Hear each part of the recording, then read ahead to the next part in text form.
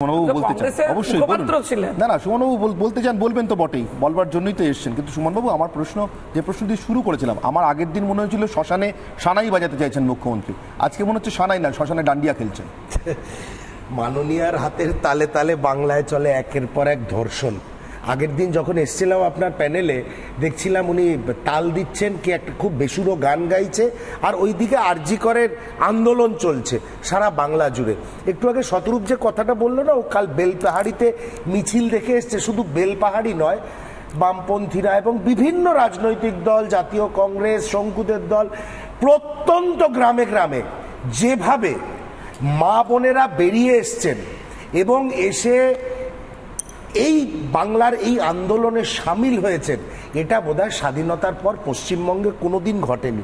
আমার একটাই প্রশ্ন, কেন পুলিশ শঙ্কিত হয়ে যায় যখনই কোনো ধর্ষণ বা এই জাতীয় অপরাধের নালিশ সেই পরিবার থানায় করতে যায়? কেন বারবার পুলিশের ভয়টা কোথায়? পুলিশের ভয় একটাই, যে আমি এফআইআরটা অ্যাকসেপ্ট করলেই এরপরে মাননীয় দলের কোনো না কোনো কানেকশন বেরিয়ে আসবে।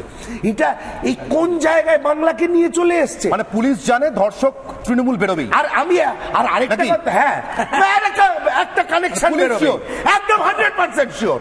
পুলিশ জানে এফআইআর নিলেই এই ধর্ষণের পিছনে, ওই জন্য দুর্বৃত্তায়নের পিছনে কোথাও না কোথাও তৃণমূল জড়িয়ে আছে।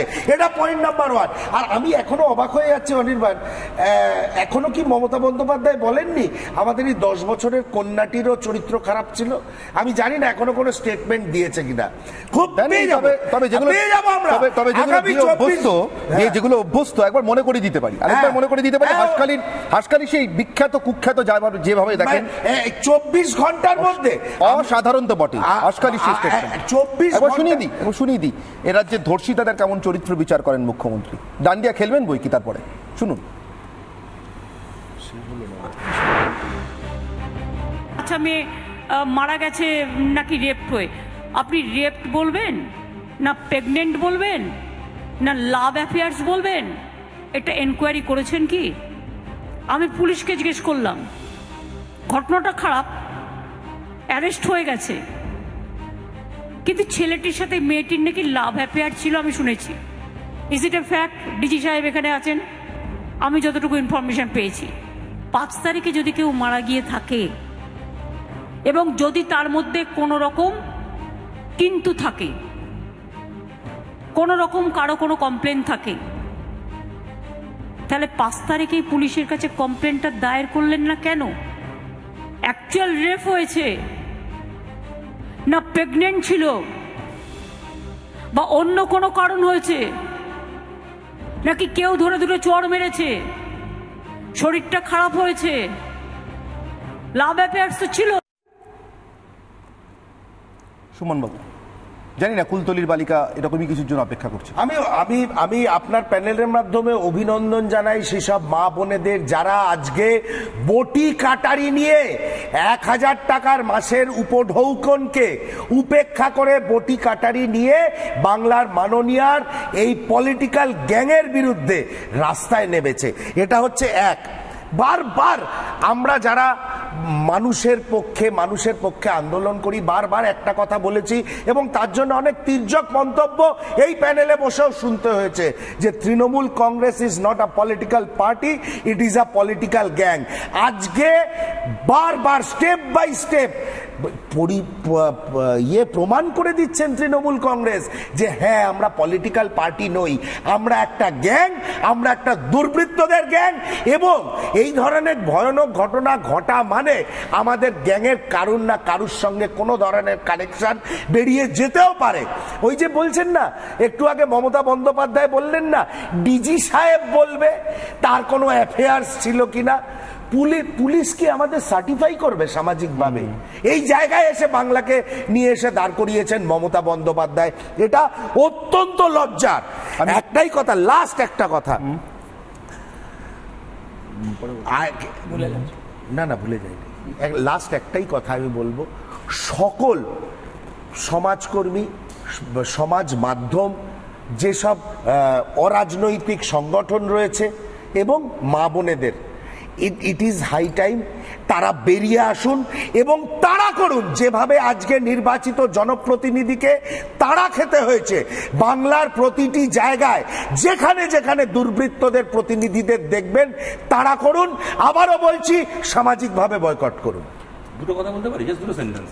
প্রথম কথা হচ্ছে, তোমরা এগুলো দেখাচ্ছিলে বলে আমার মনে পড়লো, অনেক বছর আগে যখন বুদ্ধদেব ভট্টাচার্য মমতা বন্দ্যোপাধ্যায়ের এই রাজ্যের দায়িত্ব পালন না করে উৎসবের পেছনে সরকারি টাকা খরচা করাকে নিয়ে সমালোচনা করেছিলেন, তখন মমতা বন্দ্যোপাধ্যায়ের একটা বিখ্যাত বক্তৃতা ছিল, তোমাদের মনে আছে, যে উৎসব করবো না তো কি শ্রাদ্ধ করবো, শকুনের ভাগাড় খুলবো। এখন দেখুন সত্যি সত্যি মমতা বন্দ্যোপাধ্যায় আপনি গোটা বাংলাটাকে শকুনের ভাগাড় তো বানিয়েই ফেলেছেন।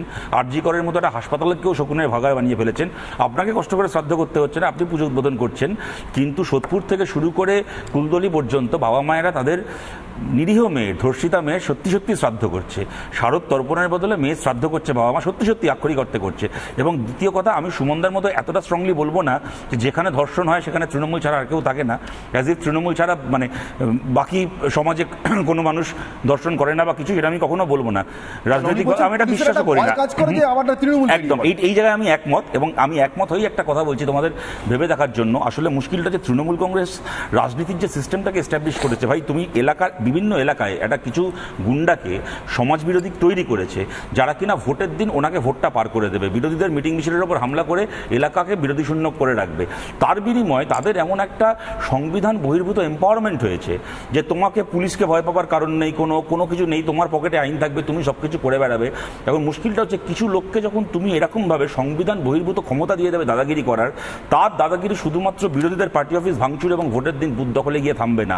তার দাদাগিরির ফলে সে পুকুর ভরাটা করবে, বেআইনি বিল্ডিংও তৈরি করবে, তার দাদাগিরির ফলে সে গাঁজা পাচারও করবে, বালি পাচারও করবে, এবং তার দাদাগিরি থেকে সে কখনো কখনো হয়তো রাত্রিবেলা মদ খেয়ে ধর্ষণও করবে। এটা কিন্তু আমি শুধুমাত্র রাজনীতির জায়গা থেকে বলছি না। আমার কথা যদি ভুল হয়ে থাকে তাহলে আপনারা আমার কথাকে নিশ্চয়ই প্রত্যাখ্যান করবেন, কিন্তু আপনারা দয়া করে যারা শুনছেন ঠান্ডা মাথায় একবার ভেবে দেখবেন কথাটা পুরোপুরি ভুল কিনা। আমি বলছি না যে মমতা বন্দ্যোপাধ্যায় এলাকায় একটা গুন্ডাকে ক্ষমতাশালী করেন সে যাতে ধর্ষণ করতে পারে তার জন্য, আমি এটা বিশ্বাস করি না। মমতা বন্দ্যোপাধ্যায় ব্যক্তি মানুষ হিসেবে চান যে জায়গায় জায়গায় ধর্ষণ হোক, I am the last person to believe this, আমি এটা বিশ্বাস করি না। কিন্তু মমতা বন্দ্যোপাধ্যায় নিজের রাজনীতিকে টিকিয়ে রাখার জন্য যে মডেল তৈরি করেছেন, সেই মডেলের ফলে এলাকায় এলাকায় এরম কিছু ক্রিমিনাল তৈরি হয়ে গেছে যাদের কিনা বুথ দখল ভোট দখল থেকে এগিয়ে গিয়ে এখন তাদের ছায়া আপনার ঘরে, আপনার সংসারে, আপনার সন্তানের, আপনার কন্যা সন্তানের শরীরের উপর গিয়ে যার ছায়া পড়ছে। এইটা কিন্তু সত্যি খুব খারাপ হচ্ছে। আমি একটু আগে সদরূপ বলছিলেন যে ধর্ষণ সংস্কৃতির আমদানি, ধর্ষকের আর ভয়টায় পায় না। আমার যদি খুব ভুল না হয়, বানতলা কাণ্ডের পর মুখ্যমন্ত্রীর রিয়াকশন ছিল ইট হ্যাপেন্স। তারপরে যদি ধর্ষক, যারা পোটেনশিয়াল ধর্ষক, তারা যদি ভয় পেয়ে থাকেন মুখ্যমন্ত্রীর মুখে ইট হ্যাপেন্স শুনে, তাহলে অন্য কথা। শুটিয়া, আমাদের শুটিয়া গ্রাম কলকাতা থেকে খুব বেশি দূরে নয়, সেখানে আমরা পরবর্তীকালে জানতে পেরেছিলাম বরুণ বিশ্বাসের প্রতিবাদী কাজকর্মের পরে যে মাসের পর মাস, একদিন দুদিন নয়, মাসের পর মাস একটি গ্রামে মেয়েরা নাকি গণধর্ষিতা হচ্ছেন, এবং সেটা ট্র্যাডিশনের মতো হয়ে গেছিলো সেইখানে। এবং সেই সময় ভরা বামফ্রন্ট আমল, ভরা সিপিএম আমল, কতটুকু তৃণমূল কতটুকু কংগ্রেস বাকি দল প্রায় দেখাই যেত না। সেই সময় দাঁড়িয়ে শুটিয়ার মতো ঘটনা দিনের পর দিন ঘটেছিল, মাসের পর মাস ঘটেছিল। এবং যে ধর্ষণ সংস্কৃতির কথা সদরূপ বলছিলেন, আজকে একটু বলে দিন যে পশ্চিম মেদিনীপুরের সাংগঠনিক দায়িত্ব থেকে সুশান্ত ঘোষকে কোন অভিযোগের ভিত্তিতে আপনারা সাময়িক বা জানি না কতদিনের জন্য সরিয়েছেন? হ্যাঁ, আমি জাস্ট এক এক করে তিনটে কথার উত্তর দিচ্ছি। প্রথম কথা হচ্ছে, সুশান্ত ঘোষকে সাংগঠনিক দায়িত্ব থেকে সরানো হয়নি। আপনি হয়তো জানেন না বা জেনেও না জানার ভান করছেন। ওনার স্ত্রী অত্যন্ত কঠিন অবস্থায় রয়েছেন, ক্যান্সার, বহুদিন ধরে ক্যান্সারের চিকিৎসা চলছে। স্ত্রীকে নিয়ে উনি চেন্নাইতে রয়েছেন, এবং আমার টিভিতে বলা ঠিক না, হয়তো ওনার স্ত্রীও এখন এই অনুষ্ঠানটা দেখছেন, কিন্তু উনি সত্যি সত্যি এমন একটা শারীরিক সংকটে আছেন। সুতরাং আপনিও যদি ওই পরিস্থিতিতে থাকতেন, আপনাকে এই প্রশ্ন করতাম না যে আপনি কেন আপনার বাকি কাছ থেকে অব্যাহতি নিয়েছেন। এই গেল এক। দ্বিতীয় কথা হচ্ছে, ও দুটো কথা বললো, আমি এক লাইনে বলে দিই। প্রথম কথা হচ্ছে, বানতলার ঘটনার প্রত্যেক অপরাধী এখন জেল খাটছে।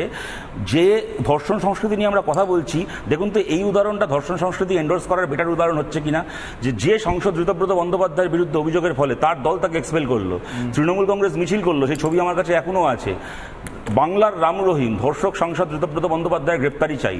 মমতা বন্দ্যোপাধ্যায় সিআইডি যাকে বাড়ি থেকে অ্যারেস্ট করতে গেল, সে অ্যাবসকন্ডিং পালিয়ে বেড়াচ্ছে বলে বাড়িতে খুঁজে না পেয়ে চলে এলো বাড়ির দরজায় নোটিশ টাঙিয়ে।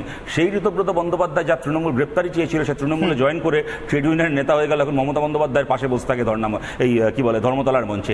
এইটা ধর্ষণ সংস্কৃতিকে এন্ডোর্স করার বেটার উদাহরণ কিনা?